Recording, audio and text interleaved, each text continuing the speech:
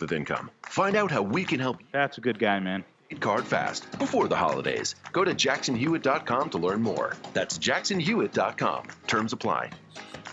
101.5 FM, 720 AM, KDON, the talk of Las Vegas. The opinions of the hosts on KDWN are their own and do not necessarily reflect the views of this station, its management, or Beasley Media Group. It's just after 8 o'clock in Las Vegas, where we don't take kindly to sharks. Hey, mama, fit the way you move, gonna make you sweat, gonna make you groove. Flat bottom girls, you make the rockin' world go round. Hello, baby. Yeah.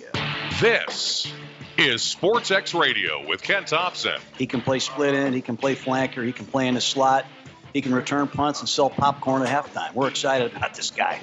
Presented by Hannah Shea and Boyle, trial attorneys who get results. PSBLaw.com. Steiner's Pub, a true Nevada-style pub.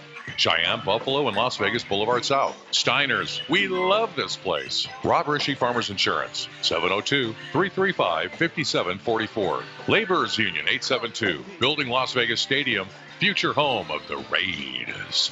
PromoDirect.com. 10% discount code K-10 at checkout. GetKen's.com. Why is it?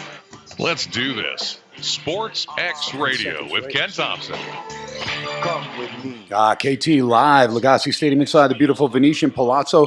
It is Sports X Radio as we're raging through here, and right now getting a little bit of feedback. I think it's there you go on the old phone. Forgot to turn the phone down, but we are ready to roll here at Legacy Stadium, a Friday football fiasco. Ken Thomson, Brad Powers in the house. BP will be sitting where KT is next Friday night as I take off for the Fiesta Bowl down there in beautiful Glendale, Arizona. Going to take in Ohio State Clemson live. Tomorrow, of course, the Las Vegas Bowl right there at Sam Boyd Stadium. The last time the Las Vegas Bowl will be played at Sam Boyd Stadium. So welcome to everybody in town. Whether you're representing Boise State or Washington, should be one heck of a game. A later kickoff than normal. Normally right around 12:30 over the last several years. It'll be at 4:30 Pacific time, 7:30 back on the East Coast, live from Sam Boyd Stadium. Looking forward to that. We're going to get into all the bowl games, get into the NFL last half hour as well. Brad Powers, great to see you on a Friday football fiasco, pal. Thanks for having me, KT. Good start to the bowl season. It is. And of course, BP, the MAC, Mid-American Conference, lousy track record over the last several years. Today, 2-0, Buffalo with a win 31-9, taking care of business. And then the nightcap just finished up 51-41, Kent State over Utah State, 2-0 for the Mid-American Conference Day 1 bowl season. Yeah, so the MAC has already won as many bowl games today as what they've won in the last 3 bowl seasons combined. 2-15 coming into today, 2-0 to start. Good to see it. Because obviously I'm an alumnus of a MAC school. J.D. Sharp, man, donning the glasses, man, looking like, I mean, now this is a good look for you, J.D. This is like to where my wife likes that, like the good-looking guy, but the intellectual good-looking guy now, the mild-mannered Clark Kent. Right, I'm kind of a double threat now. Yeah, you could be, man, and this is not good for you, man, because you're already in trouble at home because you're not allowed out every Friday night, but we got you this Friday night, which means you're going home, you got to do the dishes, you got to pay for it, you got to make up for it. Right. But it's worth it. I have to penance for being allowed to attend here. It's great stuff. Right. Hey, listen, we appreciate you. And we've gotten a couple little sound bites for next Friday just in case you're not here. Take the over, KT. Got the under, KT. Yeah. It's just great. So little one-liners by JD. You also missed pass, KT. Yeah, but we're not passing on bowl games. You're going to have an opinion on most of these. Now, the bad thing is I get here, throw the laptop up and ready to roll, and all of a sudden, 4% on repairing the hard drive. I'm like, what? What is that? I mean, last night, left, everything good. Somehow, some way, something happened to KT's laptop. So, you know what? Just another thing to throw on the old Christmas list, because it's still before Christmas, right, BP? There you go. Yeah, Shapiro's got to get me something anyway, so might as well put that on his... How old is that laptop, KT? That laptop is probably several years old, man. Yeah, it looks it. Yeah, I'd say 7 or 8 years old. Yeah. How long do they normally last? It's probably at its at its I mean, last its- leg. at its max. In your line of work, it's probably a decent idea to kind of upgrade every 3 years, I would guess. So Okay. you may be about 1,200 days behind. All right. So there you go. All right. Well, we'll get it. I mean, now that I know, and figured, I'm only using this for the show, pretty much. But yeah, it has been And you're tapped on out. 5 days a week? Yeah, it's been tapped out over the last several years. There is no question. All right, J.D. Sharp now, Iowa, University of Iowa. I'm a big fan, as you know, of Fran McCaffrey. Fran's been coming on my radio show since the Siena days. Really playing good ball, but Jordan Bohannon on the shelf saw that as far as college hoops. We'll turn our attention there just for a little bit. How big a loss is that for Iowa? I don't think it's a huge loss for him this year. He was never a good defensive player. If he can't shoot the three, he really can't penetrate very well and distribute the ball while penetrating. I think if they lost Luka Garza, it would be a much worse loss for Iowa basketball. All right, and then was something else I wanted to get to JD with, of course. That is the passing of the great Hayden Fry, 90 years old. He's battled cancer for nearly the last 20 years. Yeah. Passed away earlier this week. 143, 89, and 6 at Iowa. 96, 61, and 5 in Big Ten play. I mean, a lot of coaching before that. Started out in North Texas, 6 seasons, 11 seasons at SMU. Overall record 232, 178, and 10. But a guy that meant more than wins and losses to the Iowa City community and throughout the state of Iowa and anybody that follows Hawkeye football. This guy was a mainstay. He was somebody that, not only was he solid as far as on the field, but off the field as well. This guy did a lot for the community, and he was somebody that was revered big time. When I look at Tom Osborne, as you know, because your family hails from Nebraska now, but somebody that's just been looked up to for years and years and years there for the Big Red and, throughout the entire state and community of Lincoln and Nebraska football. Same thing pretty much with Hayden Fry. Yeah, I totally agree. Hayden Fry, it's very sad that he died, but I mean, he lived one hell of a life. 90 years old. You can't find a coach with a better coaching tree in college football than him ever. He introduced the pink locker room. He was a no-nonsense guy. Hayden Fry obviously meant a lot to Iowa football, but his legacy is probably better than 99.9% of coaches out there. So, it's not obviously it's not good that he died, but again, he left behind a lot. All right, so it's saying, Chris Wins let me know, sounds like my mic is way louder than the other two. Hopefully Sean can pot that up back at the studio, and we'll try and get everything rolling there as far as on the Friday Football Fiasco. So, sometimes trying to get these mics all set over here sometimes gets a little difficult, but we'll see if we can't pot these up just a little bit. And let me see if I can't move some of these up there and see if make a difference there. All right, SportsX Radio, Monday through Friday, 8 to 10 p.m. Legacy Stadium, Mondays, Tuesdays, Thursdays, and Fridays, and then Wednesday, of course, at Steiner's Pub, 1750 North Buffalo, 3 in the Vegas Valley to serve you. Lots of bowl games. Brad, your take on the 2 games earlier today. Buffalo, very solid, and Lance Leopold's done a nice job there. He was a legend at Wisconsin Whitewater for many years, won 6 titles there at that level. Yeah, 109 and 6. That was his record. Absolutely incredible. Yeah, 109 and 6. Rockney was a little bit jealous of that record. So, yeah, obviously a windy game. Total, a lot of money came in on the under, deservedly so. Really compromised Charlotte there. They couldn't throw the football. Buffalo didn't need to throw the football. You got Jarrett Patterson in the backfield. He runs for 170 yards and a nice touchdown. Yeah, very solid, dominating performance for the Bulls today. All right, that was, of course, the Bahamas Bowl and then the Frisco Bowl, which we told you just concluded. Kent State really on the offensive pretty much throughout, and Crum, the quarterback, was outstanding tonight. Yeah, threw for nearly 300 yards, I think 289, and then ran for 147 yards. Stud all year. Dustin Crum came into the game, 18 touchdowns, only 2 interceptions. Outplayed Jordan Love, who had a lot of hype coming into the season. I think people were considering Jordan Love to be the best group of 5 quarterback, probably him and Mason Fine coming into the season. Both those guys had disappointing seasons, so kudos for Kent State. First bowl win in school history for the Golden Flashes. Very impressive stuff. JD, did you do anything with the games today? Did not touch them, KT. All right, I was on Buffalo as far as getting that out there for the clients, but took Kent State, my own personal. When your name is Ken Thomson, Ken T, got to go for it. Hey, no, the Golden Flashes, actually a couple nieces. Kentucky, yeah, well, Kennesaw State. Well, not Kennesaw. Yeah, you're pushing it a little bit, but Kentucky would fall in there. In fact, the name for myself and my good pal Chuck Edel in the Super Contest is Kentucky.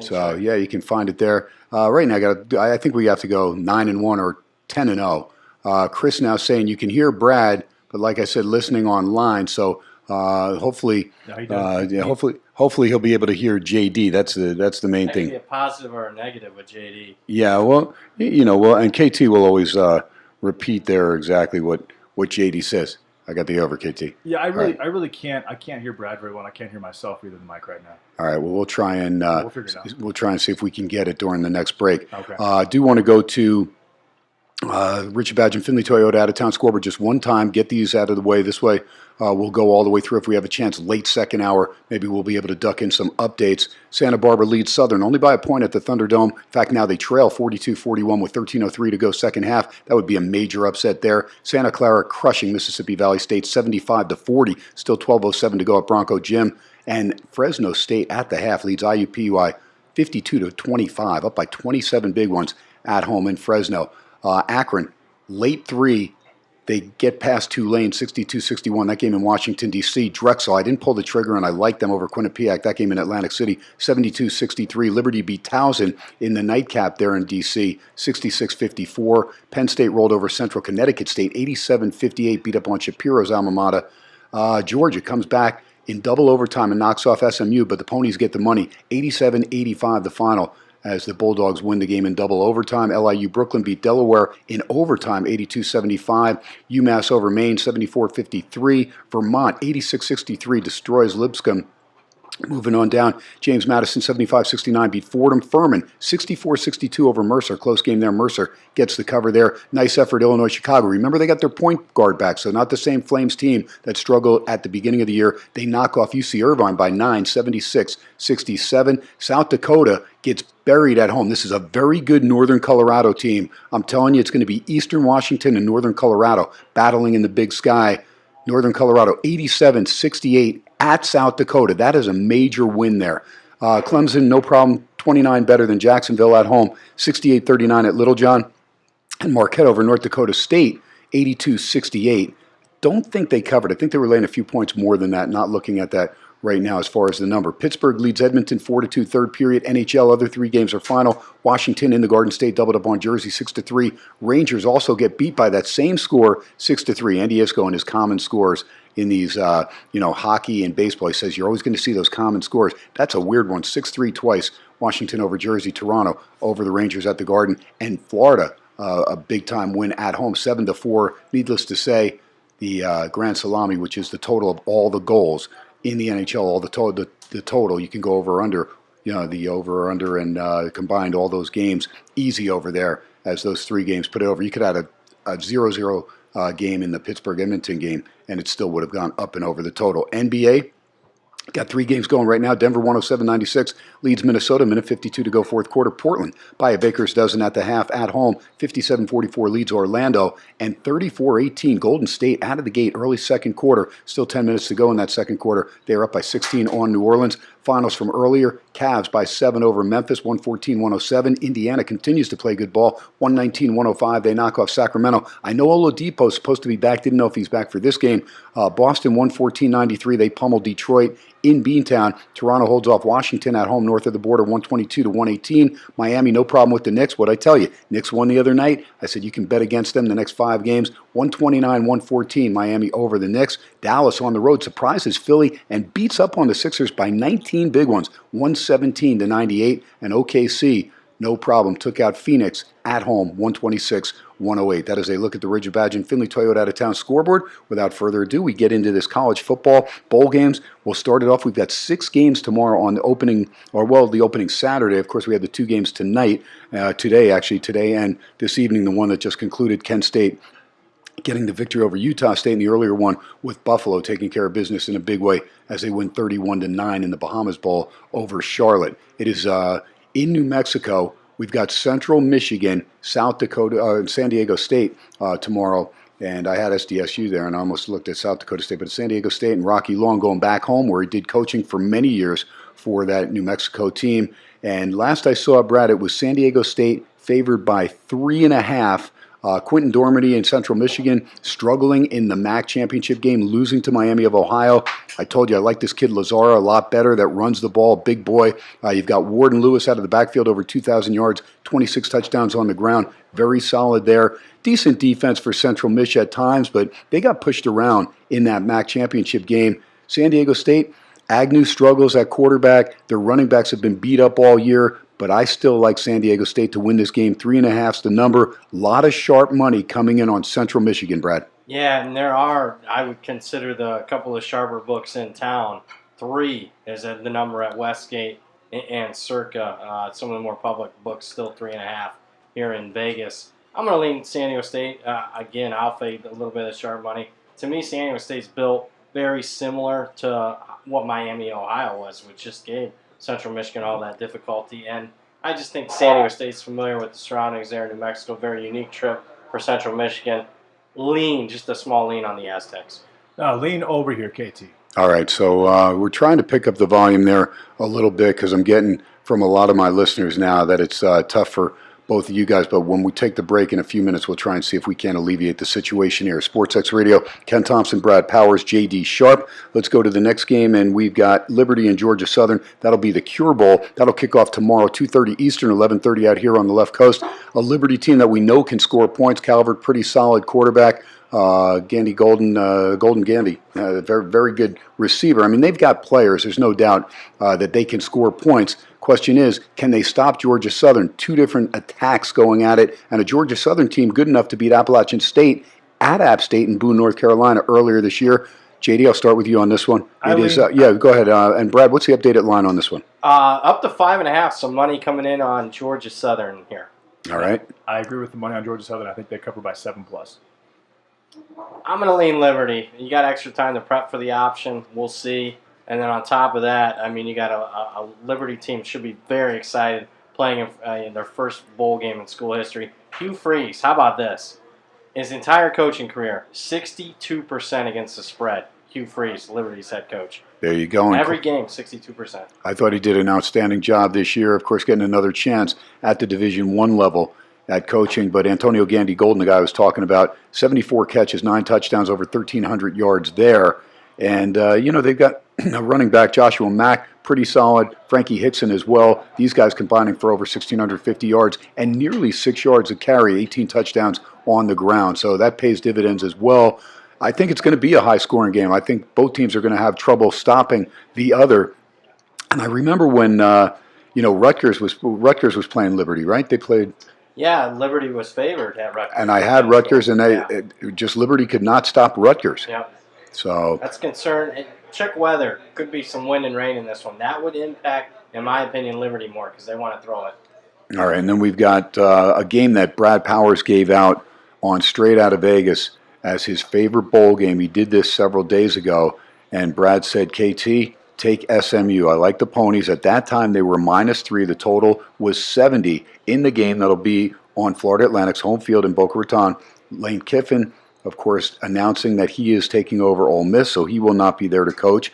And then after that all settled, then Willie Taggart hired as the next head coach for FAU, so the interim coach not going to get the job. But the kids that are going to play, we can expect them to, put their hearts into it. But there are a lot of kids that are not going to play now, as there have been major suspensions, especially to the receiving core. Now, Harrison Bryant was already banged up and wasn't going to be able to go. But D'Angelo Antoine, their next leading receiver, and the receiver after that, suspended, plus their middle linebacker, also suspended. You're talking a guy with 101 tackles. That is just absolutely a major blow there. Robinson, the quarterback, will do what he can. Malcolm Davidson, they've got some other players, but they're going to have to, play a perfect game, almost like, let me take it to the basketball analogy, like Seton Hall last night, taking it to Maryland. Seton Hall minus Miles Powell and Mamuk Veshkili or whatever. Sandro. There you go. But wow, when you're missing your top 2 scorers like Seton Hall was, you kind of have to play ugly basketball. And Maryland picked up Shoal Marial last night as well. He played for them at 7'2" center. And they got to within 4 at the end, 52-48. But it was an ugly win for Seton Hall. But, Coach Willard thinking that's probably the only way we're going to win this game. I would think FAU, as high-scoring a team as they are, when you're missing this many weapons, Brad Powers, you're going to have to muck it up because SMU, this team scores a lot of the times, and Sonny Dykes gets a contract extension, a 10-win season for the Ponies, and had they not lost Robertson, their second leading receiver, who, by the way, announced that he's going to come back for his senior year, that combination that they had at the receiving corps was good enough for them to possibly win that division, or that conference, I should say. And, it's tough when you're in there with teams like Memphis. Yep. That was a tough game they played against Memphis. At Memphis, they actually got that late cover, which ticked me off. I remember them going for 2 when they were down by 8. And, to try and, instead of making it 7. I do remember that. But I ended up covering. I got it, but there were a lot of people that I gave it out to that actually, I think, may have laid 6.5 and did not get the cover in that game. Yeah, I mean, obviously, was on SMU early. It's not going to do anybody good now. Let's wait and bet it. I would even lean that way at 8. Now, you're talking about FAU trying to muck it up. We have seen a ton of money come in on the total on the under. Number one reason FAU's playmakers are all gone. I mean, leading rusher, top 3 receivers, but on top of that, weather going to be an issue again. Another wind and rain game here. So lean under for me and lean SMU. Yeah, lean under as well. Also, FAU is not bad against the pass, and obviously SMU throws the ball a lot, so yeah, I like the under. All right, and then we've got Florida International taking on Arkansas State, an Arkansas State team that, they've had a tough go of it this year. It's been tough as far as off the field because head coach Blake Anderson, of course, losing his wife early on in the football season. Butch Davis over there at FIU is a guy that has got a lot of coaching experience. He's pretty good in bowl games against the numbers, sitting at 7-2 there, where Anderson just 1-4. Arkansas State, last I saw, Brad, was a 2.5-point favorite. Again, you're going to have to update me if there's any line change. Total was somewhere in the neighborhood of 62.5. Yeah, and right now, money coming in on FIU, the dog, and the under. Arkansas State about a 1.5-point favorite. Total 60.5. I lean FIU. I agree with the line move here. I just think they're the better team. Wrong team favored. I agree with the money. You mentioned Butch Davis, really good bowl coach. Anderson, not so much. Give me FIU. Lean FIU, I like them, and I like them a lot. Arkansas State has given them 31 touchdowns and 5 yards per carry on the ground this year. FIU can really run the ball. They can't pass the ball much, but they shouldn't have to. I think the under probably hits 2, but I like FIU a lot. Yeah, FIU, James Morgan, pretty solid. Got a couple good running backs, Anthony Jones, Napoleon Maxwell as well. Both those guys pretty good. But Lane Hatcher's done a nice job stepping in, of course, the backup quarterback for Arkansas State. Lost their starter about midway through the season, so we'll see how things pan out in that one. Brad, what again was the line? Was it still 2.5? Nope, down to 1.5 in majority of spots. And this money just came in the last few hours on FIU. Yeah, all right. I think they win by 10 plus, to be honest. All right, and then a big game that I'll be at tomorrow. I'll be down on the field for this one, Boise State. Where's my sideline passes? We're used to seeing. Well, you anytime you want passes for anything, BP, you're good to go, buddy. I mean, I'm expecting now. JD, what about it? Are you going to be able to make the Fiesta Bowl? It's possible. I don't know yet. I still don't know yet. The jury's still out. The jury. I want to go, but the jury is still out. Exactly. All right, we'll wait and see. So we'll say over/under, Brad, on that answer. Under. You Bowl say game of the year. Under. 10% at best. Yeah. 10% at best. Wow. Unreal. Plus 800. Yeah, exactly. Okay. Looks like the wife Christina may be going with KT. All right, Las Vegas Bowl. This will be the last one before we take our first break and see if we can't get the volume and everything fixed up on these mics. Washington, Chris Peterson and company coming down here. They don't get here much. They don't need to. They go to bigger bowl games or what they think are bigger bowl games. It's a big game for Boise State. Reason I say that, you've got to win the Mountain West Conference to get to the Las Vegas Bowl. I like the way this bowl has elevated. Now, this will be the last time that'll be a setup like this. Brad, next year at Allegiant Stadium, the new home of the Raiders, and also UNLV, the Las Vegas Bowl will pit who? Big Ten in the SEC. Not too shabby. Big Ten in the SEC. So remember that. I would start getting online and trying to get those 2020 Las Vegas Bowl tickets. Sounds like Iowa, Florida next year. Going to be a hot ticket. Oh, look at that. He's already trying to get Kirk Ferentz and company there. Listen, we're going to end up going head-to-head on USC and Iowa. What are the odds of my team can't playing wait for JD's team? Yeah, and That's the only reason I came in studio. that's the only reason. That's right. That's why I sat on this side of the table. I'm going to be like Jim Everett, and he's going to be like Jim Rome. I'm going to have to fire the table over. All right. Washington was -3.5. Has money come in on Boise, Brett, or is that staying steady? Yeah, it's staying steady at 3.5 right now. And total? Total sitting at 48.5. A little bit of money on the under. All right, Jimmy Lake, of course, will take over for Chris Peterson, but Chris will be there, and he's going up against his former squad. And Brian Harsin, who's done a bang-up job. This is a pretty solid Boise State team and a young team. They have a lot of youngsters on this team, a lot of young skill position players at quarterback. They've got 3 underclassmen as far as QB. Running back, of course, Halani, freshman out of St. John Bosco, a bang-up job and a freshman of the year inside the Mountain West. I think this Boise State team, when they get here, they come to play. Now, Washington's got a couple guys sitting out.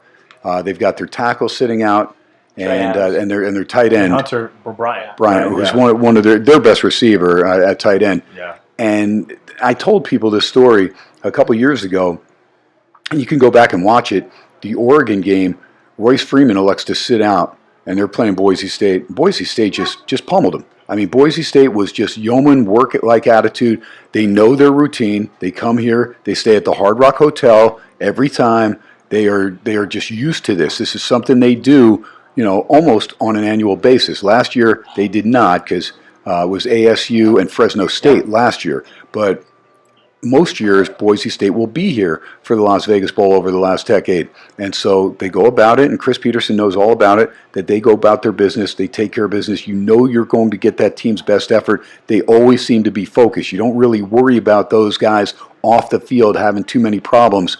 For Washington, when you have your best receiver sitting out, your best tackle, I believe, right? Oh, yeah.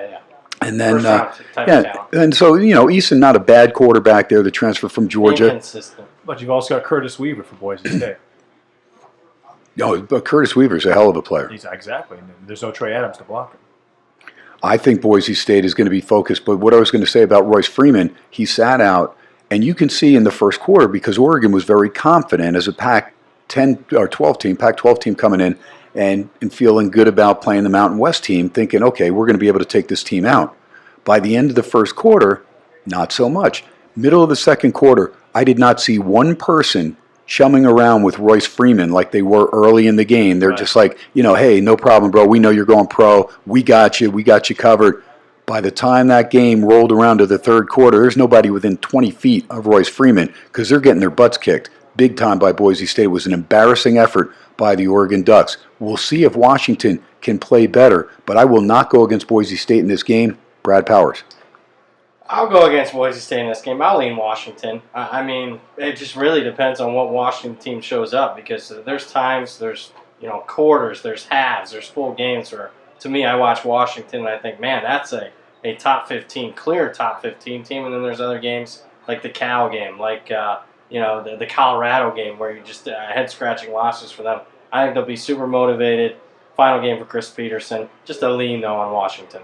So is Jalen Henderson playing quarterback, or is it? I would think Henderson's playing. He's played in the in the Mountain West Championship game, and he's well. Yeah, and he's a dual threat, and he took over for Cord, who took over for Bachmeier, and Bachmeier still is listed as questionable for this game. But I think Coach Harsin likes what he has from Henderson, who's throwing the ball a little bit better than he did early when he took over.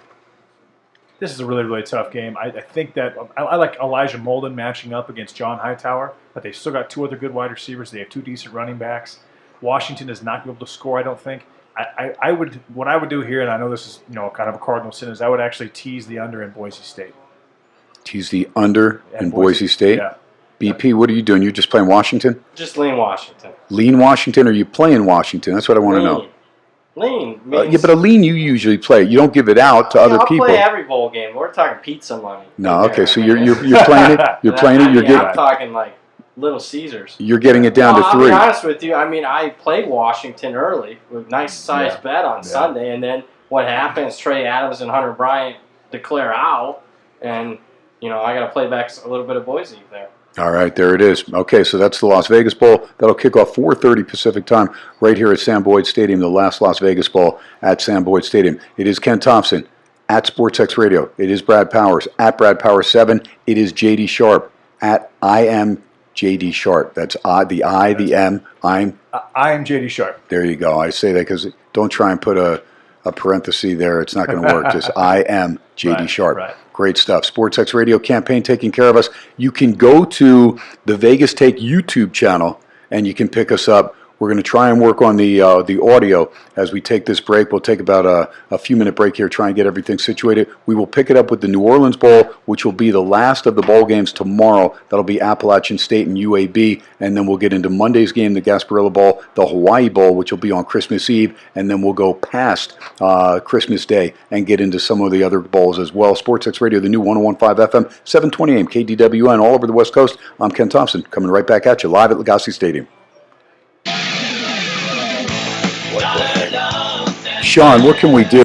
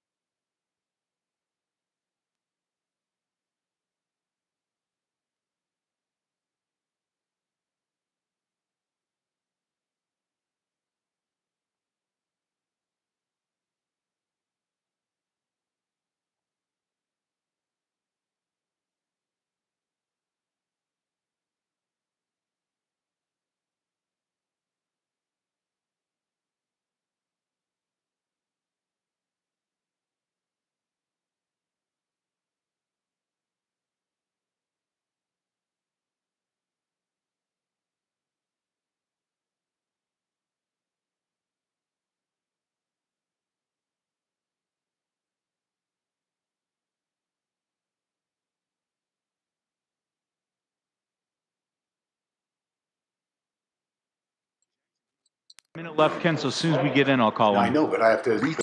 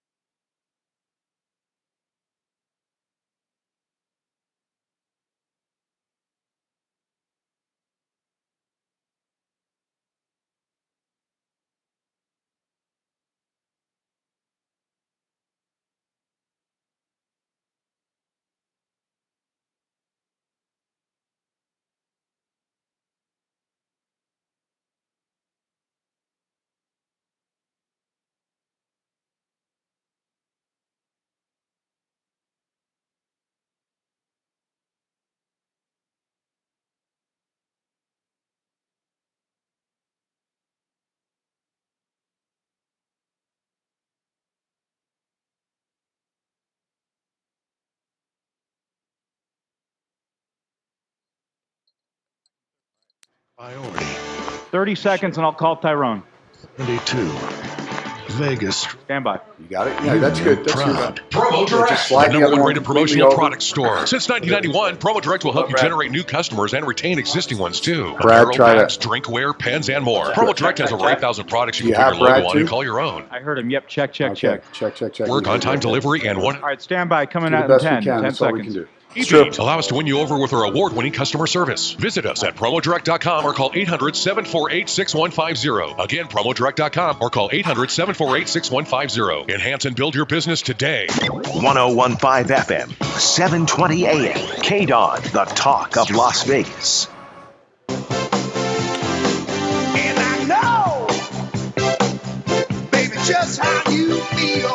All right, David Lee, here we go on a Friday football fiasco. Ken Thomson. Now, I switched mics. I gave JD my mic, hoping that works out a little bit better. Hopefully, you guys can hear me. I'm right on top of this one.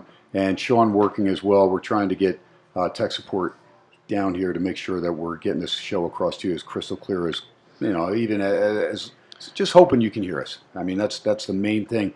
SportsX Radio coming at you Monday through Friday right here on the Flamethrower, the 720 AM side, and, of course, 1015 on the FM side on a Friday night. And first off, I want to wish everybody a happy holiday season. We know a lot of folks coming in town, enjoying the holidays here. Be safe. Got plenty of public transportation. Make sure no drinking and driving. Enjoy. It's the greatest city in the world, but make sure you're safe. And everybody that's coming in town or leaving town, drive carefully. You're going to get there. Sometimes you're going to hit traffic. It's frustrating. At the end of the day, take your time. Make sure you get there in one piece. Just finished up with the Las Vegas Bowl, Washington and Boise State. That'll be tomorrow right here at Sam Boyd Stadium. JD, did you play that game? Or you were going to say that you were going to tease to the under, right?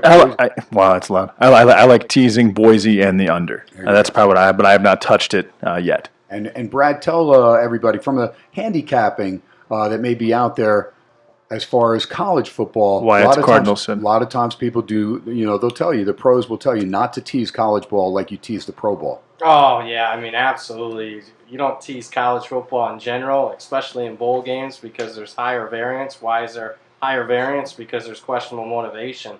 If JD's worried about Boise State, just bet him on the money line. I mean, if you like the dog, don't be afraid to bet him on the money line. We just saw one Kent State. I mean, underdogs win outright more in bowl season more than any other time during the year. There you go. And you actually had 5 different ones that you gave out on your service as far as to Yeah, I gave it out straight out of Vegas. Had a little fun. And Kent State was the first one, right? Kent State was the first one. So I gave out 5 teams that I thought could win outright. The rules were this. Had to be more than a field goal underdog. And if you played the money lines, all we had to do was go 2 and 3. Any combination of 2 and 3, we show a profit. We're off to a 1-0 start. Good Kent job. State was the first one. There you go. Good job by Brad Powers at Brad Powers 7 at IMJD Sharp at SportsX Radio. Follow the show. Last game tomorrow, late game, will be 6 o'clock Pacific time, and of course 9 o'clock back east, Appalachian State. But this game will be in New Orleans, so it'll start at 8 o'clock Central Time. Appalachian State, winner of the Sun Belt, taking on UAB, a UAB team that finished 9-4, 7-5 against the spread. App State, the one loss we talked about to Georgia Southern at home on a Thursday night game. But man, I'm not sold on this UAB team at all. I mean, this team has struggled. They got crushed pretty good in that Conference USA championship game. And boy, I don't want any part there. It's a lot of points though, because I saw it get up to 17.5, was 16.5. Total was 48. I like App State's defense, but I don't want to lay that many points. Drinkwitz's a very solid coach, as is Sean Clark. So who do you like here? Yeah, Drinkwitz is off to Missouri, obviously. So, Sean Clark is going to become the permanent coach. He played offensive line at App State. He was the offensive line coach here. So a little bit of stability there for them. But you're right, KT. I can't lay 16.5 or I'd lean UAB. Yeah, lean UAB, KT. All right, UAB, Tyler Johnston or Dylan Hopkins, either one. I don't know who's going to go tomorrow, but Tyler Johnston, 13 interceptions on the season, not good. Have to rely on Brown and Stanley running that football, see if they can hang in that football game with a chance to win. On Monday, we'll have another bowl game, a standalone game, the Gasparilla Bowl. This will be up on ESPN. It'll be Central Florida taking on Marshall. And the one thing we do know is that Doc Holliday can flat out coach in the postseason. Brad Powers, 6-0. Doc Holliday as far as the bowl games. He'll be taking on a very good UCF team that's led by a freshman quarterback that's outstanding in its own right. Your take on this one? Yeah, I like Marshall. I bet Marshall here. So Doc Holliday 6-0 straight up, 6-0 against the spread in bowl games. He covers them by an average of 11 points per game. On top of that, I think Marshall will be motivated. Why? 30 players on Marshall's roster from the state of Florida. So a lot of friends and family in there watching them. And you got to ask yourself, Central Florida, 17.5-point favorite. How motivated are they to get margin after the last 2 years they played bowl games against Auburn and LSU? Marshall's the pick for me. No, lean Marshall, KT. Leaning Marshall. UCF, Dylan Gabriel, a lot of fun to watch. Oh, yeah. Here, the classic was because a lot of these guys may not be playing in bowl games, but Brad, of course, being a big Notre Dame fan, Brandon Wimbush, the transfer from Notre Dame, announced that he won't be playing in this game. He's going to save himself for the NFL draft. Brad, do you expect this guy to even be drafted? No, no way. I mean, he must have sat out this season. He didn't play much this season. No, what would he play? Fullback in the next level?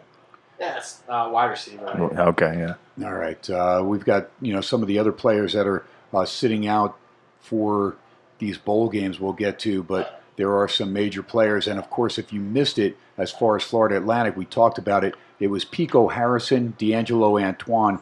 Harrison Bryant, their tight end, was already out.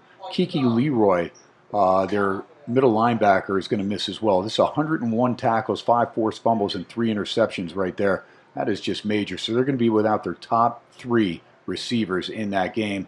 And you could see the line go. Brad gave this out at 3 earlier in the week. And, Brad, it's up to 8? 8, yeah. I went to 9 in some spots, Circa and Westgate today, but it looks like it's settling at 8.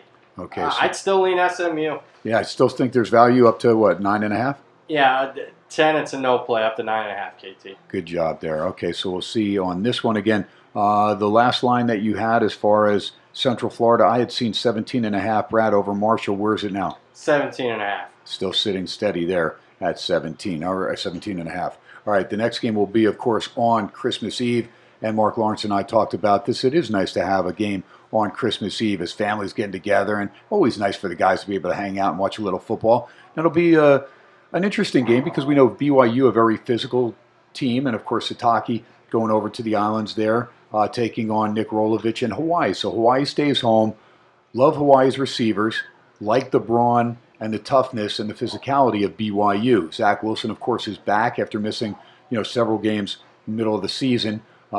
Decent defense for BYU. We saw them show up at home in Provo against Southern Cal and snuff out a last-second Trojan drive to win that game. But as Brad has alluded to, Washington's been a team that's up and down, but Washington went into Provo and took care of BYU. They dismantled the Cougars there. Hawaii, just sometimes I just wonder about the team. I mean, as good as Nick Rolovich is as far as coaching, and he's a darn good coach. He was Mountain West Conference Coach of the Year, but the game that he called, actually the first half in the championship game against Boise State, did not like a lot of the calls there. But, it's easy for me. I'm sitting back watching the game, but second-guessed him when he took a field goal off the board and then ran the ball on still from the 2.5-yard line. Again, by the time these guys that take snaps from the shotgun position, by the time they hand the ball off or keep it, they have to go 4 yards, not 2 yards or not 1 yard. I just don't understand how in this day and age, you're going to throw the ball around. I understand standing back in the shotgun. But how do you not implement that you have at least the potential to run things from under center, Brad, when you're inside the 5-yard line? Yeah, I mean, I could get it running, at the 5, the 4, maybe even the 3 shotgun. But what really gets me is you're inside the 1.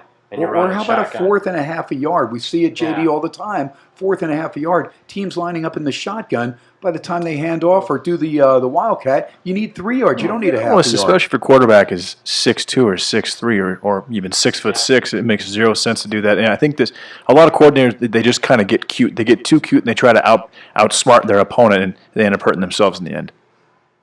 We did see that tonight, Kent State. Now, they ended up scoring a touchdown, kind of off a little bit of a trick play, a fake handoff, and then they pitched it out. But it boggles my mind that they run shotgun. Inside the 1 is my main thing. I just don't get that you don't quarterback sneak it 4 times. Yep, it doesn't make any sense to me either. Or at least have it to where you are able to run some plays from under center. Because when I hear, as the game's going on, you're listening to the announcers, and they say, well, they really don't run anything from under center. They haven't practiced this. I'm like, well, what the hell are you doing in practice? How do you not take time to do that? Or if you're going to do it, if you're going to run a play that's not in shotgun, if you're going to hand it off to your running back, do it I form, put a 280-pound defensive tackle in there and just run him up the middle as hard as you can and, run behind him. My thing is, you know what? If you have that, in other words, if you're running 90% of your offense, 95% of your offense from the shotgun, but you do have the capability to have your quarterback know how to take a snap from under center. Yeah. So you do that. I mean, how big is the play action going to work if you do that? Because they're going to be looking for you to run the ball when you have your quarterback under center, and that'll be even an easier time, I think, for trickeration, Brad. Absolutely. All right. In this game, Cole McDonald to get the start. Now, Cordero's bailed him out several times. They have Miles Reed back. Vice versa. And it's good for them to get Ferruta back, the fullback. This guy is like a bowling ball in the backfield. But Smart, Bird, Matthew Sharsh, and also JoJo Ward. You have 4 outstanding receivers that are faster than anybody BYU has in the secondary. Now, BYU also has physicality up front, but it's a veteran offensive line for Hawaii. So I think Hawaii is going to score. But I think BYU also can muscle things around. And Zach Wilson, we know he can throw the ball. Bushman's an outstanding tight end. He's more like a wide receiver. Simon, pretty good at times. This is a tough game, but I'm going to lean with the hometown team. I know a lot of people like BYU. Brad, where are you? You're wearing the blue and white, but it's an LA Dodgers. I'm leaning Hawaii and also the over here. Nothing high value for me. I kind of trust Rolovich more than Sataki. Very up and down season for BYU. Yeah, I lean Hawaii here, KT. I don't think that BYU. In fact, I'm fairly certain that they cannot match up with those wide receivers, and are not going. And Hawaii's defense, when they want to play, they can play okay. I like Hawaii here, KT. All right, Brad, what was the total on that? The last I saw it was sitting 64. Sitting at 64. Okay, there it is, 64. Okay, and then we've got Thursday, day after Christmas, Independence Bowl, Shreveport, Louisiana. That'll be Miami of Florida. Last I saw on this one was -6 against La Tech. Brad, still sitting at 6. A La Tech team that you and I looked at them the beginning of the year in that opener, in fact, against Texas. Probably a 40-yard difference as far as total yardage. They missed a couple field goals. They turned it over, and Texas ended up opening things up as far as on the scoreboard. But that game, very deceiving as far as the final score. They were doing great till Jamar Smith ended up getting suspended for the last 2 games inside conference. Yeah, 8 straight. And, they lost those games, unfortunately. The coach has to step in, and Holtz had to make some suspensions. Miami of Florida, very erratic, very up and down, and just don't know much about the future of this team right now, the immediate future. I like Manny Diaz as a guy. He's not a bad defensive coordinator, but I don't know about the head coach. First year, Miami's fortunate to get the bowl game. When you look at a team sitting at 6-6 straight up, I think they'll take that experience from this bowl game to maybe help some of these younger players that are going to be coming back next year. That's a good point. When you got a first-year coach, probably go with the youth movement here. You might have to because they got 3 key players sitting out for the bowl game. You talk about Miami being high variance, the only team in the country to lose 3 games outright this year as a double-digit favorite. Throw in the Duke game, they lost 4 games outright as more than a touchdown favorite. I'll take La Tech here, a La Tech program under Skip Holtz that's won and covered 5 straight bowl games. Give me the Bulldogs. Yeah, I lean over here, KT. I don't think that Amik Robertson's going to play for Louisiana Tech. Miami has a couple of decent wide receivers. Is Jaron Williams starting a quarterback? Yep. Okay, I think both teams are going to score quite a few points in this game. Yeah, and Jaron Williams to me is a guy that I like his escapability, and I know sometimes he forces things. Freshman mistakes. I think he's going to pan out. I think he's going to be a good, solid quarterback if they can get the offensive line to where they give him more time than he had, especially against Florida. Remember, he got sacked 10 times opener early on in the year. All right, next game on the docket, we've got Pittsburgh. This is the Quick Lane Bowl in Detroit, Michigan. Last I saw Pittsburgh -11. Total was 49. They're taking on Eastern Michigan. Now, this game is in Michigan, so that would help out, I guess, if there's any straggling fans to represent the green and white there for Eastern Mich. Kenny Pickett and company, a frustrating year. A team that finishes 7-5 probably could have won a few more games. Narduzzi, we know he's a defensive coordinator, and sometimes he makes moves from the offensive side of the ball, decisions to where they look like they're coming from a defensive coordinator. So it's a Pittsburgh team that at times, looks really solid. What I liked about them was their pass rush. Jalen Twyman, I talked about him early in the year, one of my favorite defensive ends in the country, had 9.5 sacks last I had looked. A couple other guys very solid. Patrick Jones also on that line, and then Kylan Johnson, excellent linebacker. Taysir Mack and Maurice French, and French spelled F-F-R-E-N-C-H. Very unique spelling there. French. Yeah, French. Great stuff. Kenny Pickett, the Jersey kid. A.J. Davis out of the backfield. We'll see how things pan out against Eastern Mich. Quick Lane Bowl from Detroit, Ford Field. I want to lean the green and white because there's a lot of points being given here, and I don't know how motivated Pittsburgh's going to be to play in this game, JD. Yeah, I lean Pittsburgh. It's going to be an unpopular play. I'm sure Brad's going to go with Eastern Michigan, but I think that they're going to any team in the country, I think. Yeah, I'm going to lean Eastern Michigan. I mean, I just don't see how Pitt gets margin. They Right. haven't beaten anybody all year by more than 10 points, including games against Delaware. Georgia Tech's a really bad team out of the ACC. And also on top of it, you hit it, KT. How motivated is Pittsburgh to be in this game? Now, I do worry that their defensive front is going to get after Eastern Michigan, so that is a worry for me. But I can't lay 11 here with an offense that only averages 20 points per game. There you go. And, of course, running back Shaq Van, senior now for Eastern Mich. Mike Glass, he was banged up pretty much all year, still completed 68% of his passes, 22 touchdown passes, 7 more on the ground as he rushed for over 340 yards. So we'll see if Eastern Mich can move the ball on that stingy Pittsburgh defense. We know when the D is focused and dialed in, it's a darn good defense. Twyman is the leader on that defensive line. So we'll see how things pan out in this ball game. That, again, is the Quick Lane Bowl, and that will be day after Christmas, Thursday. It'll be 8 o'clock Eastern time. They will kick that game off. Next game on the docket, we've got the Military Bowl from Annapolis. This will be North Carolina and Temple. And Mac Brown, what can you say? Just a very solid job for North Carolina. The only team really that threatened Clemson. In fact, they had them. If they could have made a 2-point conversion, they really would have put a wrinkle there in Dabo Swinney and Clemson's playoff hopes. Taking on a Temple team sitting at 8-4, 7-4 against the number, so not a bad job there. Boy, this is going to be a tough one right now. I'm just trying to see. The last line that I had was North Carolina 4.5, total of 53, Brad. Still 4.5 KT. I like North Carolina. I have bet North Carolina here. And one, it's a fade against Rod Carey, the worst bowl coach in the country. 0-6 straight up, 0-6 against the spread, failing to cover by 18 points per game. I think if there's any team that benefits from bowl practices, it's a young North Carolina team led by a true freshman quarterback, Sam Howell. In case you missed it, 35 touchdowns, 7 interceptions for a true freshman, not a redshirt, true freshman. That's the NCAA record for a true freshman, 35 touchdown passes. I'll take the Tar Heels. Love the Tar Heels here, KT. I think they have way too much offense for Temple to handle. I think they're going to score. They're going to get their 25 to 30. I think Temple scores maybe 15 to 18. Make it. And going off of JD, you look at who did Temple struggle with this year? You look at like high-powered offenses like a UCF went up and down the field on them. SMU up and down the field. North Carolina is perfectly capable of doing that. And of course, we talked. I know Brad, you mentioned this earlier that Rod Carey 0-6 straight up in bowl games as Northern Illinois head honcho. So a guy that struggles as far as coaching in games like this. We'll see how Temple comes to play in this game, the Military Bowl in Annapolis, Maryland. Temple 8-4, North Carolina at 6-6, but I too am going to go with the Tar Heels, so it makes it unanimous, all three of us. Military Bowl on North Carolina minus the 4.5. Pinstripe Bowl, Yankee Stadium, New York, and Michigan State. Last I saw was minus 4.5. Total of 49. We know that there won't be any Sage Surratt for Wake Forest, which kind of bums me out because he's one of my favorite players in college football. A kid that can just go up and get it. Michigan State, an offense that was, again struggled through most of the year, even though Lewerke improved his ratio of touchdowns to interceptions based against last year.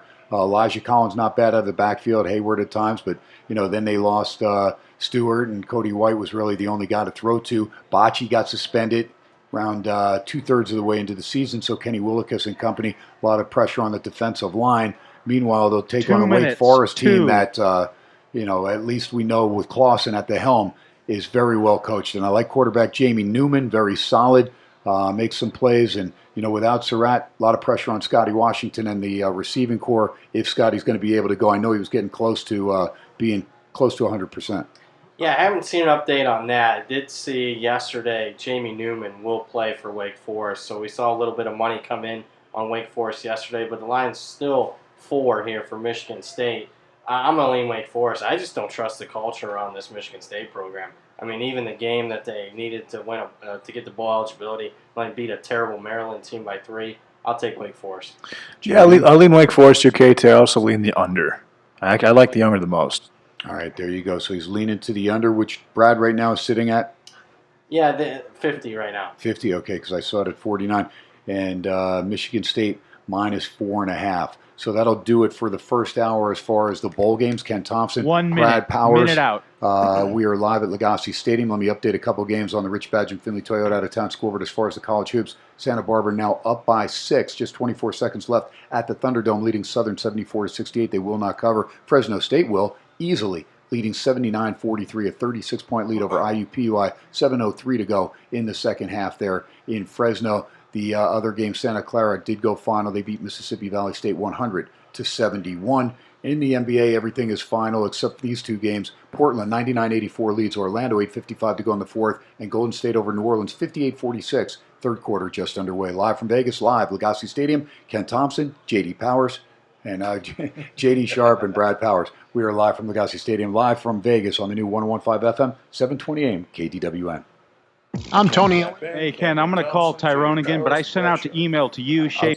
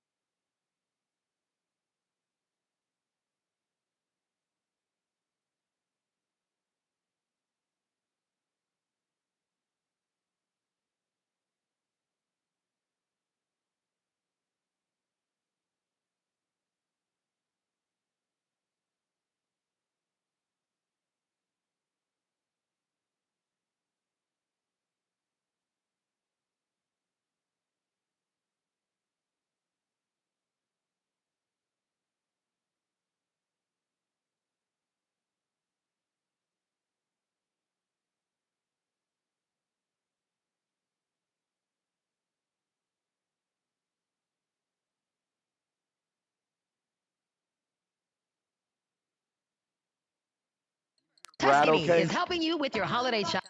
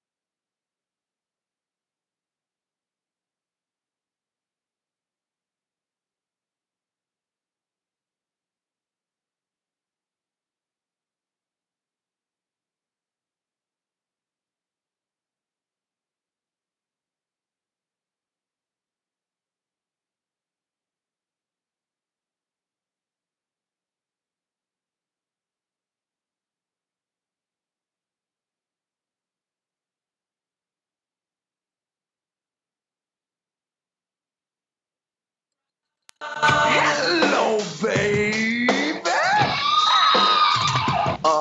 Yeah. This is SportsX Radio with Ken Thomson. At this point, it's all about family, making sure the family in the right environment. Coach Gruden has been nothing but family. Presented by Hannah Shea and Boyle, trial attorneys who get results. PSBlaw.com. Steiner's Pub, a true Nevada-style pub. All right, so Sean, what are we? We're out at 58? Steiner's. We love 57. 57, okay. Chief Farmers. Yes, sir. Beautiful. If you want to take a break, I'll be ready. Okay, perfect. Thanks, 744. pal. Union 872. Building Las Vegas Stadium, future home of the Raiders. PromoDirect.com. 10% Yeah, so discount Brad, you're the code only one that needs to talk right K-10 into your at mic. checkout. Get Ken's facing picks it. at pregame.com. Correct. Let's do this. Sports X Radio with Ken Thomson. Come with me. On a Friday football fiasco, Ken Thomson, Brad Powers, J.D. Sharp. We are live at Legacy Stadium inside the beautiful Venetian Palazzo as we are running through bowl games. Now, we looked at the schedule, and Brad will be in studio here next Friday, and KT will be down in Glendale, Arizona. I'll actually be in Phoenix, just outside of Glendale, getting ready to go to the second of the two playoff games. There's 4 really good games on the 28th. So we're going to save those 2 games for the last part of the show as far as the college segment, and then we'll get into the NFL because we want to make sure we get into the NFL games as well. There's 4 or 5 major games as far as the NFL with playoff implications, so we want to give the NFL just due, and we don't want to rush through the bowls. So there's a lot of games from January 1st, January 2nd, January 3rd, and then January 6th. And, of course, the championship game we won't know, which will be on January the 13th. So we'll run through the games right now, and we'll take it up through the 31st. And that means the last game would be, I believe, Texas and Utah. And then after that, that's when we'll get into Ohio State, Clemson. And before that, we'll get into LSU and Oklahoma. Those two. So we'll backtrack, which those games, of course, on the 28th. So we'll start it off with the Texas Bowl, I believe, is Oklahoma State and Texas A&M. Now, this game will be on the 27th. Last I had seen Texas A&M a 7-point favorite, 54 the total. Brad, that's still good, both side and total? Yep, 754. Update on Spencer Sanders, quarterback for Oklahoma State. Haven't seen any confirmation. It did look positive that he would play for this game. Chuba Hubbard's going to play for Oklahoma State. So, to me, that's going to swing me. I'm leaning Oklahoma State, KT. Last we saw, Chuba Hubbard is going to play. Yep, absolutely. That is key, of course, when you get a guy that's, over a couple thousand yards rushing. I mean, one of the better running backs in the entire country. Drew Brown had stepped in, the transfer from Hawaii, for Spencer Sanders, but it looks like there is a chance Sanders can go. And, JD, if that's the case, that gives Okie State a dual threat to take on a Texas A&M team that's improving, and now we see the recruiting class looking pretty good coming in for Jimbo Fisher. We expected that. Osborne and Davis are going to have to do their job receiving the ball. Spiller improved a lot from the running back position, and Kellen Mond, that blue-collar quarterback that just keeps on ticking. Yeah, I lean A&M here, KT. I think that they have too many weapons for Oklahoma State. Texas A&M is actually very, very good against the run. Chuba Hubbard does have about 2,000 yards rushing, but that has not been against top competition. I don't think he's played a defense as good as A&M. I like A&M here. Brad? I did play A&M early at 4, but I got to play numbers, not teams, at 7. I'm going to lean Oklahoma State. Oklahoma State, yeah. I'm looking at this game too, and I think if Hubbard goes, I think I'll take a shot on Okie State as well. You're going to give me a full touchdown. It's a team that, if Sanders is able to go, that'll be even better. Now, I like the way Drew Brown throws the ball, but he doesn't take off and run enough. Not that he can't run, but he's almost like a Derek Carr at the collegiate level. He just waits too long to make up his decision whether or not he's either going to throw the slant pattern or whether he's going to take off and run. And I think if he's able to, figure that out a little earlier, he'll be much more effective. A la Derek Carr, same thing. Figure it out, DC, and if you do, the Raiders could be a better team. Next game on the docket, we've got the Holiday Bowl, and that is USC and Iowa. Now, we talked about the Hayden Fry deal. I would expect Iowa to come out with an HF on the backs of their helmets or something to that effect to honor the great Hayden Fry, who passed away earlier this week. Oh, definitely. Southern Cal, Clay Helton gets a vote of confidence, but only for a year. And so when you look at that, it's almost like, gosh, Chris Peterson steps away but says, I may be back.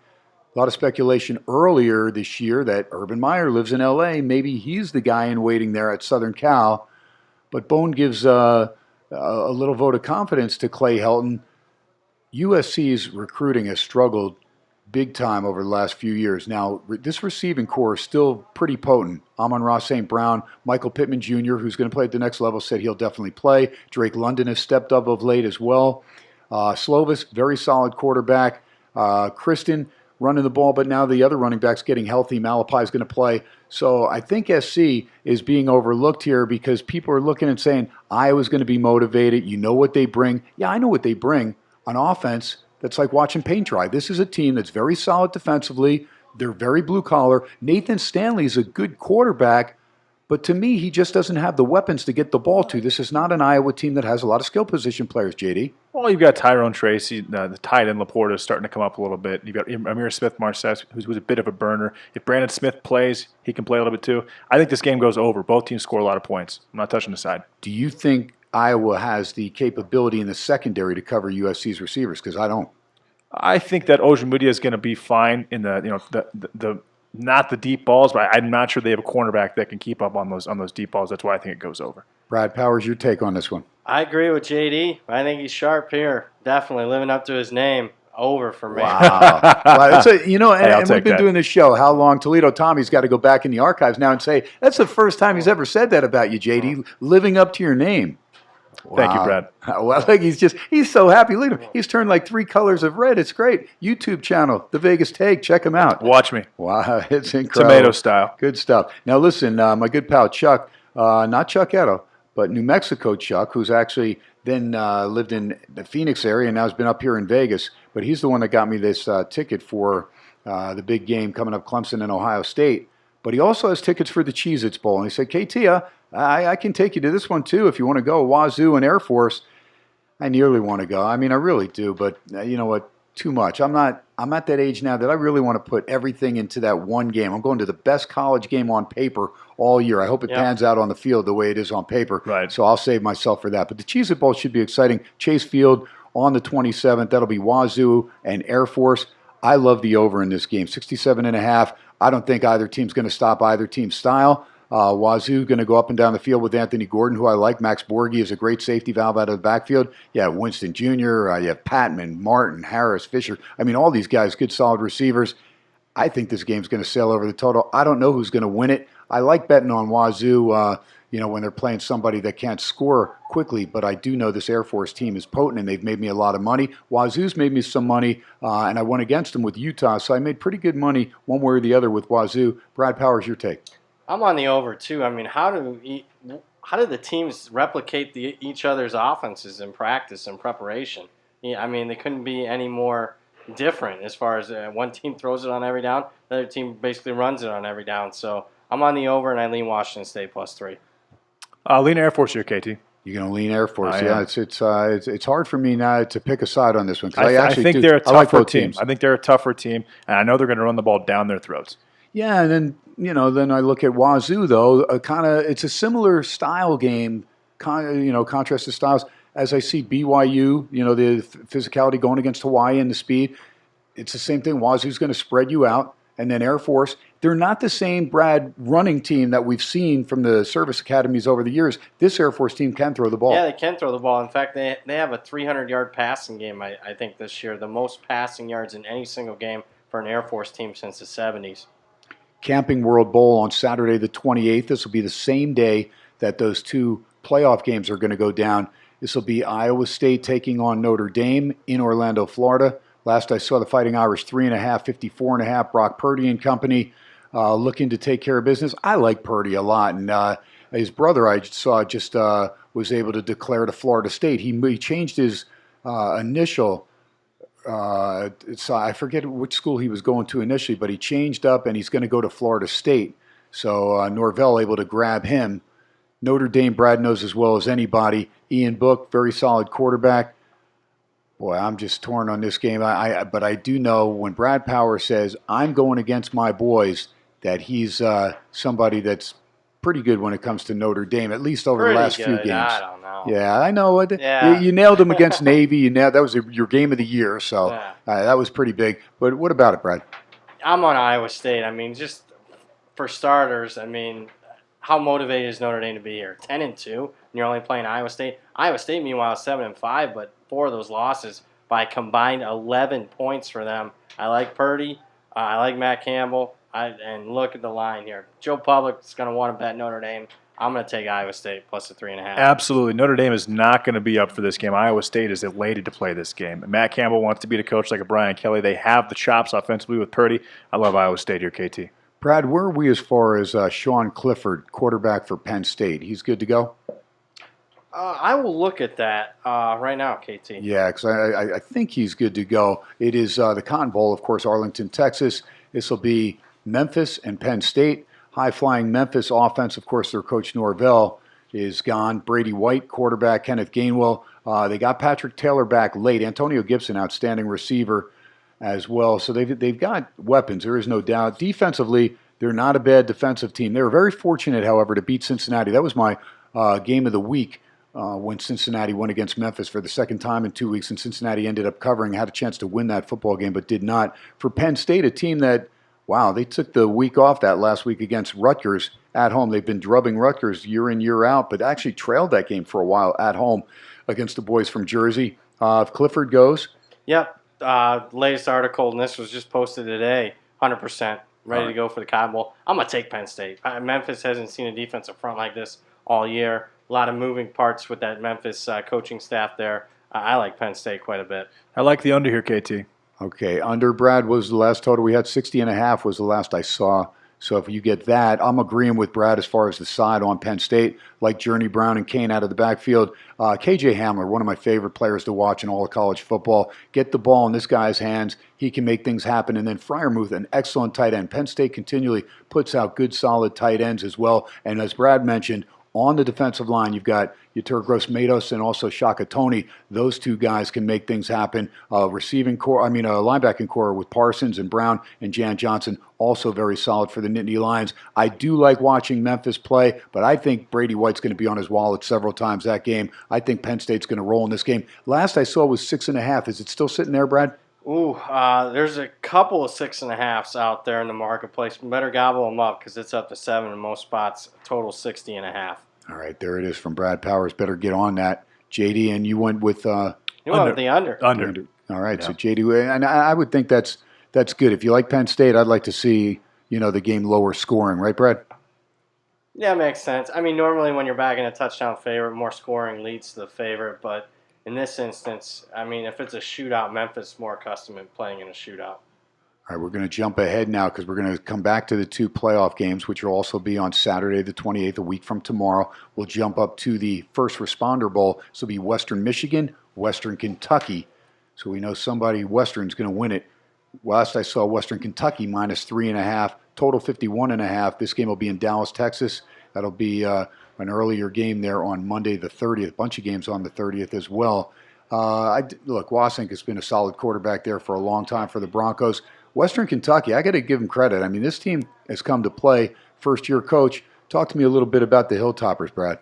Yeah, Tyson Helton did a really good job for Western Kentucky this year. Season win total was only like 4.5. They ended up winning 8 games. And the improvement actually was on the defense side of the ball more than anything. But I'm going to go with Western Michigan here. And I'm going to tell you something right now. This is something you should keep an eye on. If Central Michigan goes out there and maybe outright upsets San Diego State tomorrow, you're going to see all the MAC teams start to get money in the bowl games, whether it's Eastern Michigan, whether it's Western Michigan, because if the MAC's exceeding expectations like they've already done so far today and does it again tomorrow, then I think the 3.5s are going to be taken away here. I lean Western Michigan. Yeah, I lean Western Michigan, KT. All right, so Western Michigan for the two guys. Game that I'll stay away from. Again, as Brad said, you're going to see money come in on these MAC teams if they continue to have success. It's been the other way around, people just betting against the Mid-American Conference teams for a while because it's been that way. Those teams have really struggled. The Red Box Bowl, that'll be up at Santa Clara at Levi Stadium. Illinois, good to see Lovie Smith make a bowl game. Cal, a team that really battled injuries with Chase Garbers getting banged up, and missing several games there as a quarterback for the Golden Bears. But not a far jaunt there for Cal, so a little bit of an advantage. But for Illinois, Lovie Smith and company, they got to be happy just to be there. An Illinois team that Brandon Peters has done most of the damage as far as quarterback. As far as the defense, Jake Hansen, the linebacker, has been very, very solid. Harding as well, the guy that led that defense and over 100 tackles. That's pretty solid. Boy, I want to root for Lovie Smith and company. I respect Cal's defense as well under Tim DeRuyter, so this might be a game that I might look at the total going under. This game right now, I'm looking at the total last I saw was 43, so a low total. Cal -7 and 43. Where are we now, Brad, on that line? You can get 6.5 if you want to lay Cal. Lay it with Cal, and 43 is still your total here. I'm going to lay it with Cal. I think Illinois is overrated. Nearly outgained by 100 yards per game this season, yet made a bowl. And how about this stat? In games that Chase Garbers starts and Chase Garbers finishes, Cal's perfect 6-0. All their losses are when he either didn't start the game or couldn't finish it because of injury. Give me the Bears.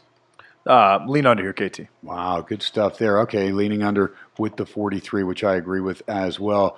Orange Bowl from Miami of Florida. This will feature Florida, the Gators, taking on Virginia. And Virginia, they were game to play in that ACC championship game representing the Coastal half, but they knew they were up against it against Clemson. But they did come down and score early and at least scare the crowd just for a little bit from the Clemson side, but Dabo Swinney and company took over, and the final score ended up 62-17. And this team is not, C.J. Henderson is not playing, right? C.J. Henderson is not playing for Florida. In fact, let me go back. Thank you, JD, for reminding me. Here are some of the key significant players that will not be playing. A.J. Dillon, running back for Boston College, he is out. We already told you Hunter Bryant, tight end for Washington, and Trey Adams from their offensive line, out for the Huskies. Trayvon Hill, defensive end, Miami of Florida, as well as Jonathan Garvin, defensive line, Miami of Florida. Those two guys, key cogs there. C.J. Henderson, we just mentioned him from Florida, had 11 pass breakups. He will miss. Cameron Dantzler, the corner from Mississippi State, he also will miss, had 10 pass breakups. However, Hill, the running back for Mississippi State, he is going into the draft, but he said he will play, and we gave you all those that are not going to play for Florida Atlantic. Always check your injuries and always make sure you check your weather. If the game's not in a dome, make sure you check your weather in places like Florida too, because you do get some rain and wind, and it can happen. And weather reports now for games that are a week or 10 days or 2 weeks from now can change big time. So for Bryce Perkins, a lot of fun to watch for Bronco Mendenhall. One thing I'll say is I know Mendenhall's team probably going to be focused. Florida, Kyle Trask and company, they're going to look to get things rolling. Kadarius Toney, of course, is back for that offense. And we know the defense, even without Henderson, very formidable. You're taking the Orange Bowl where there'll be a major home field advantage, I would believe, for the Gators. Your take, JD. I love the over here, KT. Virginia is not going to match up with Florida's 4 or 5 wide receivers. They have one quarterback, Nick Grant. Bryce Hall's out for the year. That's a problem for them. And since Henderson's out too, I think Perkins has 3 or 4 guys he can throw the ball to. They should be able to run the ball as well. I like the over. All right, so Brad, the last I saw on this was Florida -14.5, total 54.5. Yeah, that's what I'm showing as a consensus line right now. You can find 14s if you're looking to lay it with Florida. I agree with JD. Over seems to play for me. But I do think it's a bad matchup for that Virginia offensive line against Florida's defensive line. That would be my concern for the Cavs scoring some points. All right, and JD, where'd you go on this one? I went over. You went over, okay. So I've got to just go. And I'd rather, if you find a 14, there's 3-4 places right now in Vegas. I'd lay the 14 in Florida. Yeah, and Virginia's not going to beat anybody or even be competitive with anybody who has more than one receiving threat because their secondary is just they're not good now that Bryce Hall's out. All right, next game I'm looking at is that going to be Mississippi State and Louisville? You betcha. Yep. Music City Bowl from Nashville, Tennessee. Mississippi State, Brad, last I saw, Mississippi State -4, total of 63. How are we doing? Is that the 463.5? For that consistently. They did get the Egg Bowl.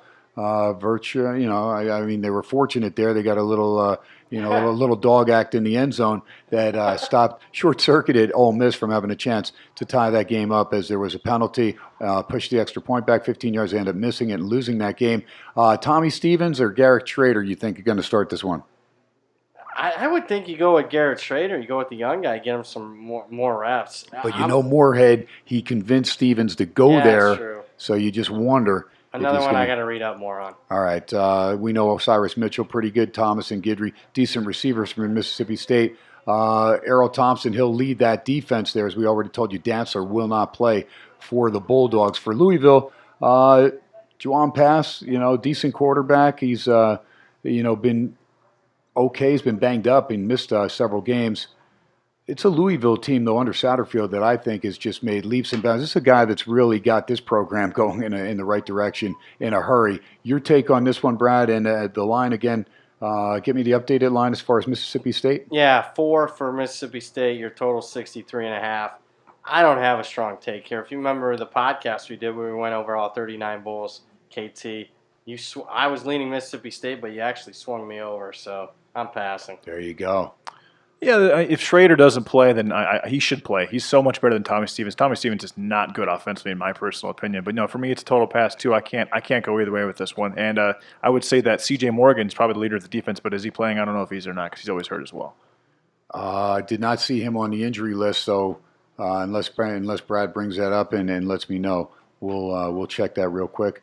Next game, we've got the Sun Bowl from El Paso, Texas. This has Arizona State. Last I saw. They were a favorite of 4.5, but then it was announced that they were going to miss their running back. Benjamin was going to sit out. Also, their fine receiver, Brandon Ayuk, as well, sitting out. So, Brad, what is the line, the last that you saw, Arizona State and Florida State? 4.5, 54.5. It still is 4.5 and 54.5. See, and this is an under for me. I mean, and I know Haggins will be the interim coach. He'll be done after that because Florida State already. And I think Cam Akers is sitting out too. Yes, that is correct. Cam Akers is out as well. So you take, a lot of offensive skill position players from both teams, and I believe Blackman's going to get the start there for FSU. But I'm not sold that either team's going to be able to go up and down the field. Look, Jaden Daniels has done some adequate work there for Herm Edwards, but this is an ASU team that outside of the big game against Oregon, they really struggled to move the ball consistently throughout the year. It's a game I'm definitely going to look under the total, 54.5, Brad. I'm with you, KT, with all those. I mean, you're arguing 3 of the 4 offensive playmakers of the entire game out. I got to question motivation for both teams. I think both are looking more towards the future than necessarily this game, so under for me. Yeah, I totally agree. I think that FSU covers the spread and it goes under. The quarterback for ASU is going to have he's going to have a hard time without Benjamin and Ayuk, especially Ayuk. Ayuk was a huge part of why they beat Oregon. I obviously, agree. He's a huge deal, and I think that James Blackman he's got a 65% completion percentage. He's still got a couple of receivers that are still playing, and they've got a lot of athletes defensively that'll be able to shut down whoever ASU has offensively. Brad, real quick, your take on N'Keal Harry, because I know he's been banged up a little bit for New England, but I thought this guy was going to step right in and be the guy the Patriots needed to stretch the field. I'm shocked that he's not. I mean, he looked good in a couple preseason games. Looked like he was going to be the answer. But, I mean, obviously, when you got a complicated system there in New England and you get hurt and you're not practicing, obviously that really set him back this year. All right, Liberty Bowl next game. As this game will be from Memphis, Tennessee, and it is Kansas State and Navy. BP, last I saw, Navy was minus 2.5, total of 52. And that's exactly where we're sitting here now, KT. All right, and I think we're bumping heads on this one because I'm looking at Kansas State. Skylar Thompson, even though he doesn't spell his name right, he's got the P in the last name. You only see the select few, the chosen ones as far as Thompson's with no P. You can look to those guys for good advice. And I'm going to give you advice here. I think Chris Kleiman will have these guys ready, coming over. North Dakota State doing a bang-up job his first year. Gilbert and Brown out of the backfield should be pretty good. I know they don't throw it well. I know they're not flashy on offense, but I like the discipline. I like the way this team plays. And they have the same discipline that Kleiman got from his North Dakota State team. So they don't beat themselves. It's a Navy team that I think just got what they wanted. They got the win over Army. They busted a 3-game losing streak against Army. Malcolm Perry is solid. There's no question about it. But I don't think he's going to have the success of trying to turn the corner like he got against Army because K-State's got better defenders. I think K-State's going to keep him inside the tackle, and Perry better complete some passes to keep K-State's defense off balance. I'm going to take K-State. I think this is a bad line. I think this is a tough matchup for Navy. We saw Notre Dame, physical team, run the ball down their throat and destroy this team. I think it's not going to happen like that because K-State's offense is nothing like Notre Dame's, but I think it's good enough to win this game by a touchdown. Kansas State outright for me, KT. You get agreement with me. Wow, No Brad disagreement. Powers. All right, see, I feel good, JD, just like he told you were living up to your name sharp, Absolutely. I'm feeling good. I'm going to drop the mic right now. That was a very powerful pick, Brad. No, I like Navy or KT. There you go. It was very powerful, but I like Navy. I like Navy or KT. KSU gives up 5 yards per carry, 18 touchdowns on the year. I think Navy will be able to run the ball against them. And if that's the case, then they should win the game. There you go. All right, so it's always fun to have 3 guys because you always get at least a difference of opinion. Most of the times, very rarely, and Toledo Tommy will let us know when all 3 of us agree. He'll have those stats, and I'll get the final stats for you. right after the first Yeah, of the you year. better, because, I mean, there's a lot of dinners riding on that. Oh, yeah, there are a lot of. JD was kicking my butt he almost was. all year. You smoked me at the end. I think it went like 4-8 against you or something like that. The last. We'll see. That's okay. That's legal here in Vegas now. You can smoke them. That's all right. Smoking's totally fine. But smoke them if you got them, But baby. Keith Duncan did not win the Groza. Oh, there it I is. paid that right away, though. You did pay that. You gotta Blankenship. Don't say that, because now JD's going home and the wife's going to say, "Wait, Blankenship, you're holding that." immediately. I know, and the wife's going to say, "Wait, another C note is missing from the pocket. What's going on here?" And Blankenship had no business winning that award. It's disgusting that he won that. All right, Arizona Bowl. This one from Tucson, Arizona, Georgia State, Wyoming. This is a huge play for Mr. Brad Powers, and he's got a great angle. Now, Wyoming, love Craig Bowl. Sean Chambers lost him. Vanderwall stepping in, did a pretty good job. A guy that had a lot of starts from last year. Valladay out of the backfield, pretty solid. Wyoming, like this team. Georgia State, they shocked Tennessee in Knoxville opener. Not a bad Panther team, but Brad, why is Georgia State in a lot of trouble in this game? Yeah, I mean, it comes down to their quarterback, Dan Ellington. He's playing on a torn ACL. I didn't misspeak there. Dan Ellington, is playing on a torn ACL, and his last 3 games played on it, and it totally compromised Georgia State's offense. Dan Ellington is a mobile quarterback. First 9 games of the season, averaged 67 rushing yards per game. The last 3 games combined, Dan Ellington, -5 rushing yards. I think because of that, Georgia State's a little overrated. People aren't looking into that because Dan Ellington's not on the injury report, even though he's playing at like 75%. So I think there's value on Wyoming. I'll lay the 7. You convinced me, Brad. I'll lean Wyoming on this one. That's what I said. As soon as he came up with that, I'm like, you got me, Brad. I'm and good. Vanderwall looks like he's got a decent grasp of the offense as well. Oh, there's no doubt. He started might not before. play. They might go to the freshman. Vanderwall put his name into the transfer portal, but he's still practicing with the team. So keep that in mind. So Levi Levi Williams might play? Yeah, Levi Williams might play. More talented. Well, he's the most accurate quarterback they have. Okay. All right. Next game will be the Alamo Bowl. This game will be on New Year's Eve. This one will be at 7:30 Eastern Time. Utah, very disappointed Utah team under Coach Whittingham. Probably not the same vigor in practice that they've had all these years going to these bowl games, where Coach Witt has the best record of any coach as far as bowl games. Texas, Herman and company, they knew they were going to get a mediocre bowl. They finished 7-5 straight up, but Utah 11-2 and losing that game badly to Oregon. That hurt. Texas, Sam Ellinger and company going to go up against Utah. Tyler Huntley, Zach Moss, Keithy. Good, solid Utah team. And Jalen Johnson left the team, and Julian Blackman's not playing. Yeah. Okay, so big losses there. Yeah, a couple big losses. So what's the line right now, Brad, that you see? Utah 7, totals 55. I think JD's got a good handicap here. Yeah, I was on. I already had taken Texas. I got 7.5. You and I think, talked about this. Yeah, we're both on Texas here, and I think that's the way you got to go. Anytime you got a team with questionable motivation, I think you go dog here, especially a Texas team with Tom Herman, really good in the underdog role. And they got a little healthier, JD, when they got Stearns back in the secondary.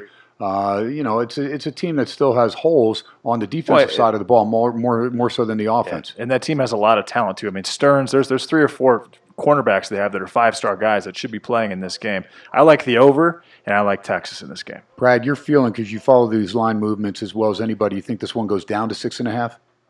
Ooh, good call. Possible. Although, I mean, my power ratings are still relatively strong on Utah here. I think that the lack of motivation certainly priced into this line already. Yeah, and Colin Johnson is playing for Texas for the first time in, I think, 4 or 5 games. And no one on Utah has a chance of guarding him. All right, Belk Bowl, that'll be Kentucky and Va Tech. This will be the last one on New Year's Eve. And Bowden, very solid job coming from wide receiver to run that Wildcat quarterback. But he announced that he's going into the NFL draft. Is he playing in this game, Brad? I heard he was. Yeah, he is going to right? play. Yep. Okay, I just want to make sure that he's staying steady. Va Tech is the favorite, -2.5, total of 46 last I saw this game from Charlotte. And Kentucky just too one-dimensional, I think, for Va Tech. I think that Va Tech's defense is going to be able to do something. Foster, you give me that one guy, and I know he's explosive, and I like Mark Stoops a lot. I think he's done a miracle job getting this team to a bowl game after losing their quarterback. Your take, Brad? Yeah, I'm on Va Tech. I mean, you give Bud Foster in his final game an entire month to prepare for a one-dimensional offense. I like the Hokies here. All right, JD? Final game, huh? I had no idea that was the case. Yeah, I lean Vautech as well, KT. All right. All Kentucky can do is run the ball, and Vautech can stop the run very well. All right, let's jump over then to the 2 playoff games, the Peach Bowl, LSU, of course, and Oklahoma. And Oklahoma major suspensions. Brad Powers, you have all those. I know that Ronnie Perkins, defensive lineman with 6 sacks, their leading sack master, he is out. And the kid from Vegas, Ramondre Stevenson, he is also out for Oklahoma. And we just found out that one of the players for the Sooners ended up getting hurt in the secondary. Yeah, they're starting safety. De'Laren Turner-Yell, yes, I believe, right? He's going to be out. Broken collarbone today. Boy, that hurts big time for Oklahoma. Yeah, already shorthanded. Jalen Hurts and company, they're going to have to take care of business and get the ball out to CeeDee Lamb and Charleston Rambo the best they can. You're going up against an LSU team that I think started to peak on defense. The offense was already there, and once Sadiq Charles got back there at left tackle, they were pretty solid, pretty set. But Grant Delpit back healthy now, and the receiving, the linebacking core, Stevens, Phillips, and Queen, very good. Chase Jefferson, Marshall Jr., and then Thaddeus Moss, your tight end. You got 4 dynamite receivers there. I think Oklahoma's in a world of hurt here, and unless Jalen Hurts can step up big time, J.D. Sharp. I love the under here, KT. Oklahoma's not going to score 35 or 40 points, and Clyde Edwards-Helaire, he might not play. He had a hamstring injury, a non-contact injury, which terrifies me considering I have a giant future on LSU to win the national championship that I feel good about. But I think that LSU should win this game by at least 10 points. There's no guarantee that they're going to, but Jalen Hurts is going to have a hard time with this LSU defense that probably has 5 first-rounders on it in the next 2 years. You're talking Stingley, Fulton, Kalavan Chasen. There's a lot of good athletes in this. Delpit. Jacoby Stevens even is starting to really come on the last couple of weeks. This LSU D is very, very underrated. Yeah, and playing their best ball this season, and Oklahoma defense is certainly improved from last year. So I'm with you again, JD. I lean under. And if LSU does get to the title game, linebacker Michael Divinity could be eligible is that for true? that game. Oh, yeah. That's huge. Because he led the team in sacks. Because it's already started. The Monday game so late this year. It's the 13th of January. The semester already started. Wow. There you go. Yep. Looked into that a little bit earlier. Last one, of course, is a game I'll be at next Saturday. That'll be in Glendale. Cardinals, of course, their home stadium. It'll be the Fiesta Bowl. And that'll be Clemson and Ohio State. Clemson, a 2-point favorite, Brad, last I saw on this one. What's the total you got? 63.5. Yeah, see, I mean, I know Clemson's coming out of the ACC, and I know their only tough non-conference opponent was Texas A&M, who shut them out for the first 20 minutes in Death Valley, but that was week 2 of the season. I think Trevor Lawrence and company have gone about yeoman's work, not worrying about the Heisman Trophy, just worrying about taking care of business. They ran into the one hiccup against North Carolina, but since then, good luck. I mean, they have shut down teams big time. Etienne out of the backfield, they've taken him out many games in the beginning of the fourth quarter or middle of the third quarter. Same thing with Lawrence. They've rested him.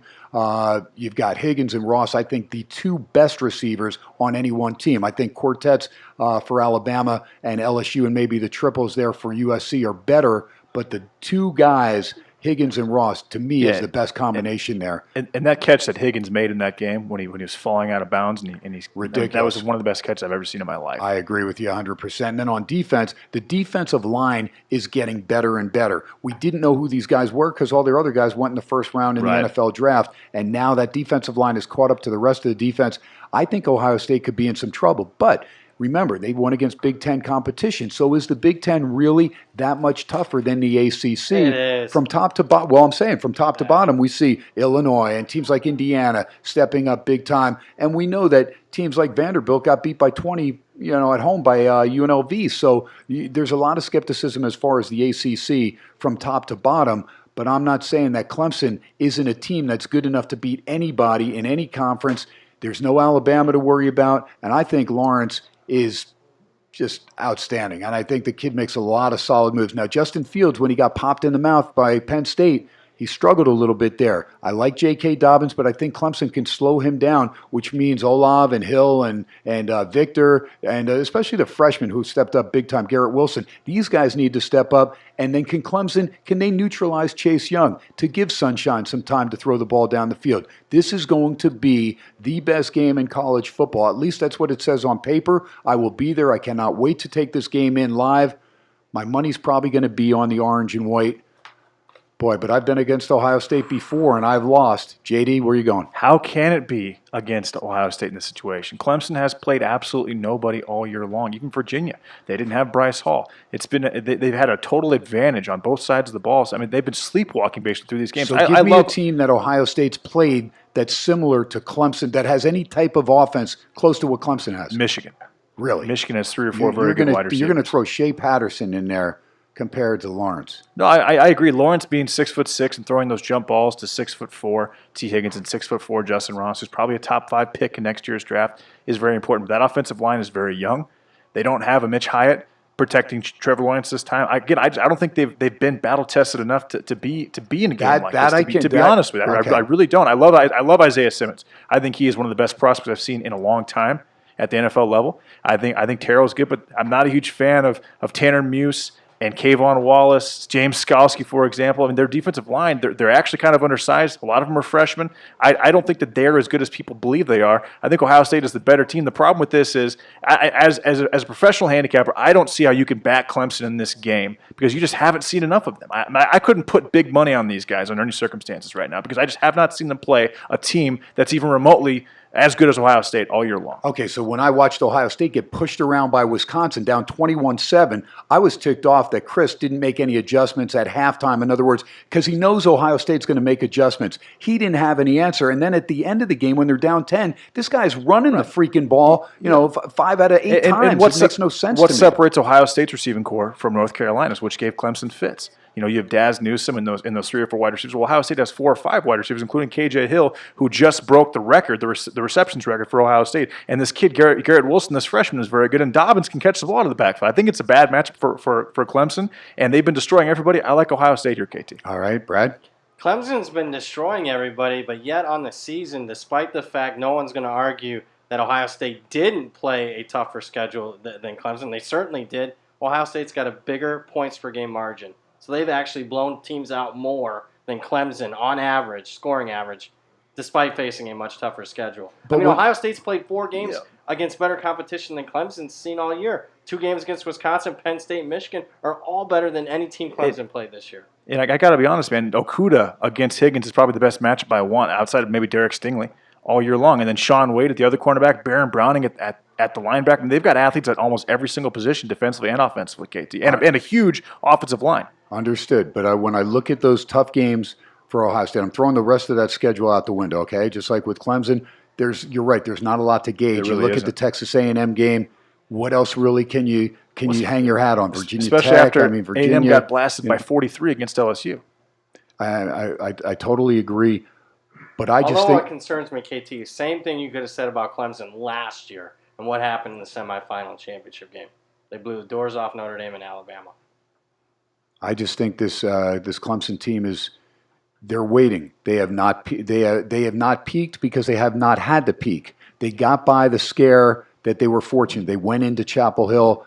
They thought they're just going to win this game, not worry about it, and they got pushed. They were fortunate. They made a big play on a 2-point conversion. They were able to sidestep that. But since then, nobody's really touched them. Nobody's been close. I understand. And then it's a conference that we look at. How do they react getting punched in the mouth? Because one thing I'll say about Ohio State, they did react very well. First time they got punched in the mouth, the Big Ten championship game. Well, I thought they got punched in the mouth against Penn State. When they were up 21-0, they fumbled twice, and next thing you know, it's 21-14. And then Penn State's driving, and the backup quarterback who's playing with a lot of moxie, I mean, if they continue to run the ball, I'm convinced that game would have been tied up. He forces a ball to the tight end that he didn't need to do. Ball was intercepted and saved Ohio State because they didn't cover that game, and they were shocked. All of a sudden, they're on cruise control, and they hadn't been tested. So, that's what makes it such a great matchup. It's so intriguing. And I'll tell you a stat about Clemson. Their 2 defensive ends are 6'2", 250.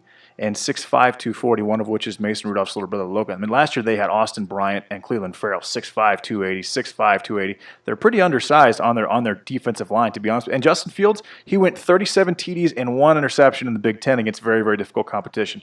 I just think Ohio State has across the board has a better team. And they're more battle tested. Yeah, see, I've got a mulligan here because I have a bet with RJ for $1,000 that if Ohio State wins the national title. I get it. He has Alabama, so I don't have to worry about that. What's our bet, KT, on this game?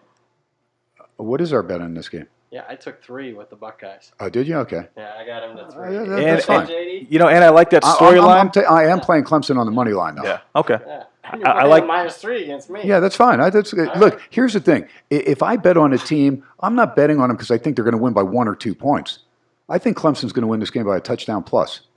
All right. So that's why, look. Hey, Dabo's as good as anybody. He is. You look at. And we'll find out about Ryan Day. We'll find out. Because I will that's tell you a this. legit question. He did not have the team ready for that first half against Wisconsin. Wisconsin played a lousy second half. And they are up by 2 touchdowns. And I'm really surprised the way that they play. And they've never made any adjustments.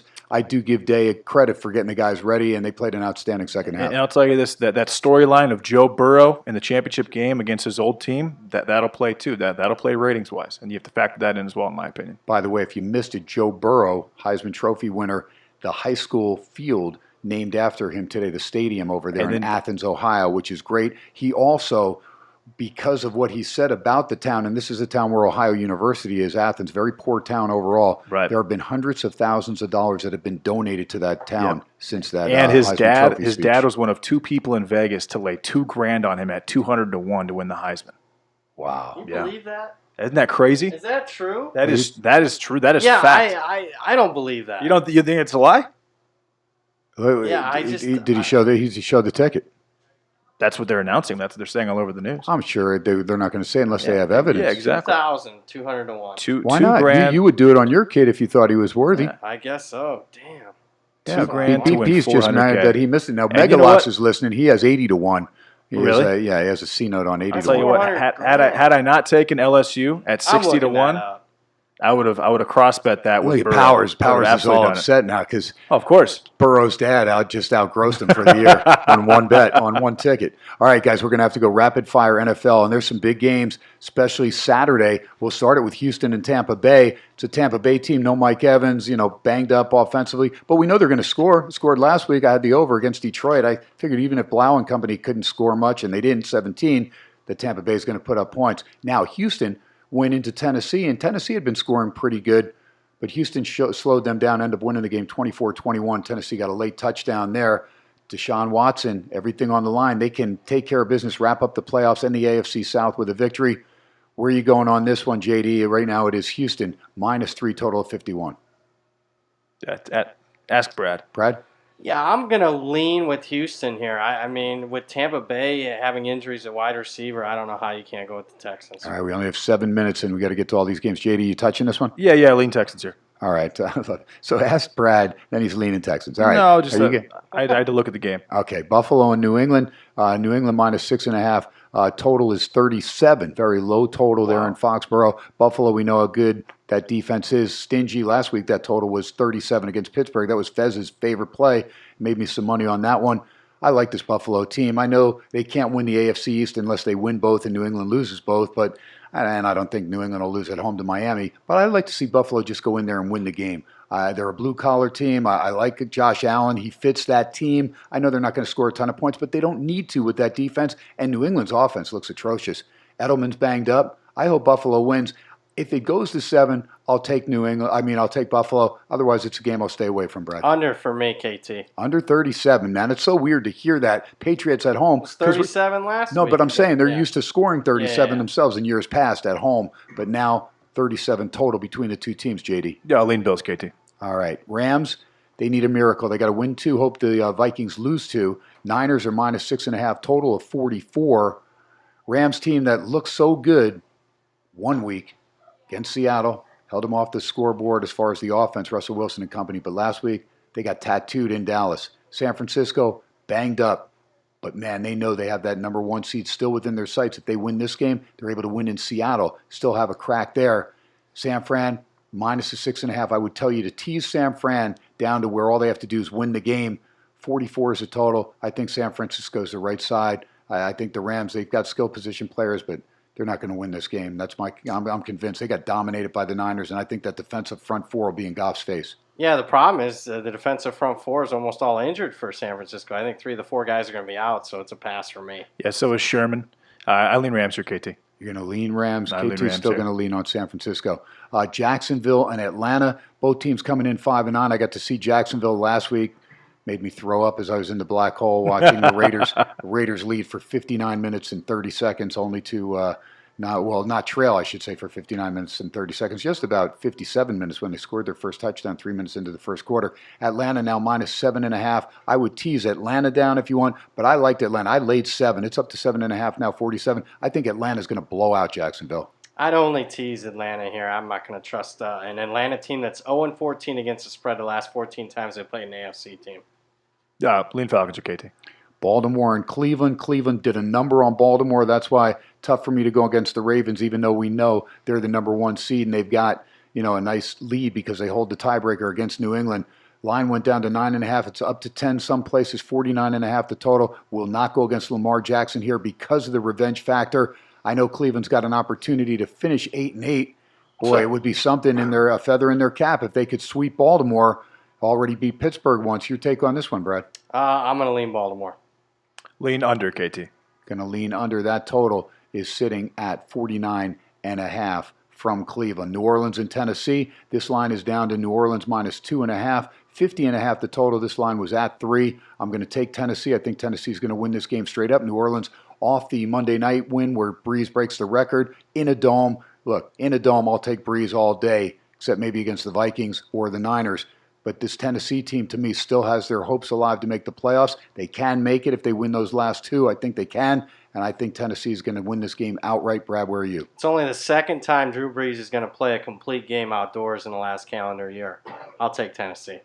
Lean Tennessee here. I think if there's 1 or 2 cornerbacks in the NFL to match up against Michael Thomas, Logan Ryan for the Titans, who has 18 pass breakups on the year, is one of them. All right, Colts at home against Carolina. Indy minus 6.5, 46.5. T.Y. Hilton's banged up, has been beat up. I can't touch the Colts laying that many points.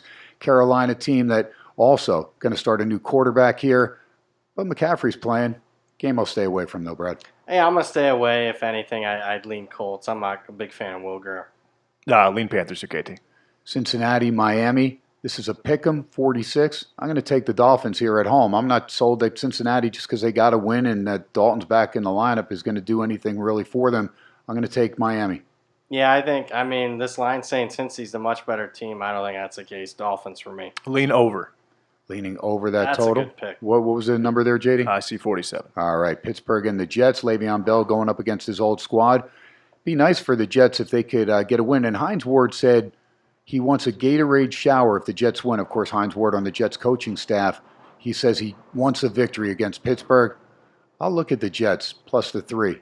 Brad? Yeah, I lean Jets. Tomlin, road favorite, only 41% in his career.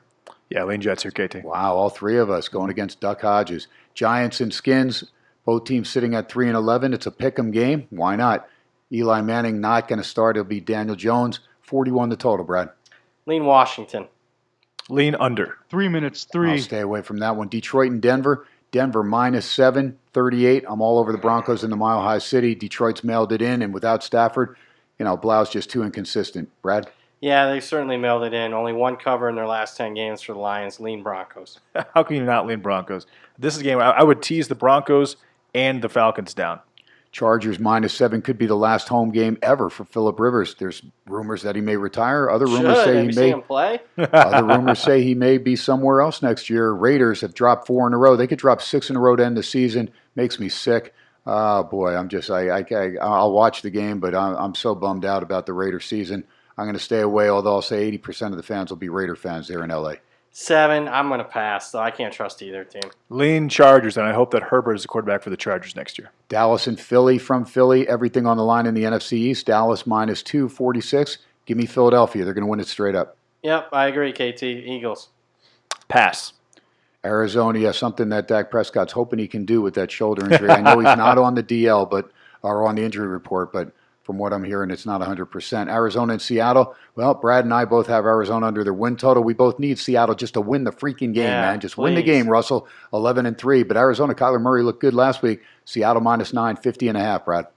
I'm going to lean Arizona, though. I think it's a bad spot for Seattle. They got the big game against San Fran on deck. Cardinals. And if they ever win that game, they could beat the Rams, who will be eliminated from the playoffs, and we could lose that total bet. Yep. Yeah, lean Cardinals. You're also back to the Cowboys game. I lean over in that game. Okay, sorry about that. Didn't mean to omit you there. Never let it happen again. I'm sorry. You weren't living up to your name, Sharp. That's why I couldn't. I just passed by you. That's good. KC in Chicago from Soldier Field. The Bears at 7-7. Just couldn't get a grasp on the offense last week in Lambeau. 2 minutes. Kansas City, I think, the most dangerous team to challenge Baltimore. And KC, I know Fez likes them to potentially win the Super Bowl. Like this Chiefs team, I'll look at KC minus the 644.5. Too many weapons, Brad. Yeah, I'm going to lean under, though. That KC defense is really surging, and I don't see Chicago having any success. Yeah, lean under. Monday night game should be a good one. Green Bay and Minnesota. Of course, the wife, big Packer fan, she'll be with me on Monday night. She won't know that I have money on Minnesota. 5.5. Vikings favored. Hate that line. 5.5. You know what? I'm looking at Minnesota to win this game by a touchdown because of the defense. I think they're going to get in Aaron Rodgers' face. I know no Cook, but as long as I have Thielen and Diggs and Rudolph, I'm good to go. Cousins, I know Monday night struggles. Forget about it. The Skull chant goes. They're 6-0 at home. Going to win their last two, finish 8-0 at home, and they're going to have a crack to win that NFC North if Green Bay can drop their last two, Brad. Yeah, when they're laying less than 7 at home under Mike Zimmer, 74% against the spread. That's Minnesota. Well, let's be honest, at 5.5 equals 7. So the spread is actually 7, and I think they win this game by 7 to 14 points. I love the Vikings in this game. Well, so then it's not 7 because if you win by 7, then you're going to cover. I mean, so it's 6.5 if that's what you're saying. I mean, I understand your analogy, but yeah, if you win by a touchdown, you're good. You're going to get the money. That's what you're saying, right? Yes. Okay. JD Sharp. See, all that you as soon as you Why told did him I he do lived up. that? Yeah, as soon as you told him he lived up to his name. Now we get you some. Well, when I look at a 5.5, I'm thinking, okay, this is definitely not a 3. Minute out. 1 minute. The 2 points are 3 and 7. It's closer. I mean, that's good stuff. Pushing and JD winning. Sharp, real quick. What's We're in the last 45 seconds of play. What's your favorite NFL game? Titans. What's your favorite college game? Under in the LSU Oklahoma game. Wow, he's got that down. Brad Powers? Titans for me. I agree. And then in college, let's go with North Carolina. There you go. KT's going to go with Clemson. That'll be my big play. Got to do it to tick JD off. Oh, my. And the Vikings will be my pro game. That's going to do it for us on a Friday Football Fiasco. Till Monday, you know the rules here, folks. No drinking and driving, no texting and driving. Most of all, God bless our troops. God bless you. Live from Vegas Sports X Radio, the new 101.5 FM, 720 AM KDWN. Thanks to Sean at the studio. Thanks to Campaign down here at Legacy. Thanks to everybody, you the listeners. God bless. Have a great weekend. Talk to you Monday. Good night, everybody. Promo Direct, the #1 rated. Peace, Ken. Johnny, you're